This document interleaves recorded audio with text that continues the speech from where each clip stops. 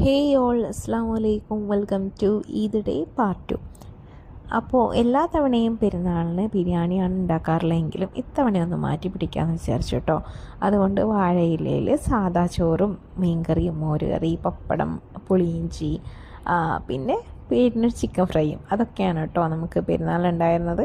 അപ്പോൾ അതൊക്കെ കഴിഞ്ഞു ഇതിൻ്റെ ഒഫീഷ്യൽ കറക്കത്തിന് വേണ്ടിയിട്ട് ഇറങ്ങിയിരിക്കുകയാണ്. ഏതാണ്ട് ഒരു 3 മണിയൊക്കെ ആകുമ്പോൾ ഇറങ്ങിയപ്പോഴത്തേക്കും അത്യാവശ്യം നല്ല മഴയുണ്ടായിരുന്നു. പിന്നെ കുറച്ചങ്ങോട്ട് പോയപ്പോഴത്തേക്കും മഴയൊക്കെ നിന്നു കേട്ടോ. പഞ്ചായത്ത് പൈസ തോന്നുന്നു മഴ പെയ്യുന്നത്. എന്തായാലും പറയാതിരിക്കാൻ വയ്യ, ഇവിടെ ഒന്നിക്കൊന്നരാടം മഴ പെയ്യെങ്കിലും റോഡുകളൊക്കെ പക്കാ ക്ലീൻ ആൻഡ് അടിപൊളിയാണ് കേട്ടോ. കഴിഞ്ഞ 8 വർഷത്തോളമായിട്ട് ഞാനിവിടെ എല്ലാ വർഷവും വിസിറ്റ് ചെയ്യലുണ്ടെങ്കിലും ഒരൊറ്റ റോഡ് പോലും ഇവിടെ ഡാമേജ് ആയി കിടക്കുന്നത് കണ്ടിട്ടില്ല കേട്ടോ. അതുകൊണ്ട് തന്നെ ഇവിടെ ടോൾ കൊടുക്കുമ്പോൾ നമുക്ക് ഒരു നഷ്ടബോധവും തോന്നലില്ല.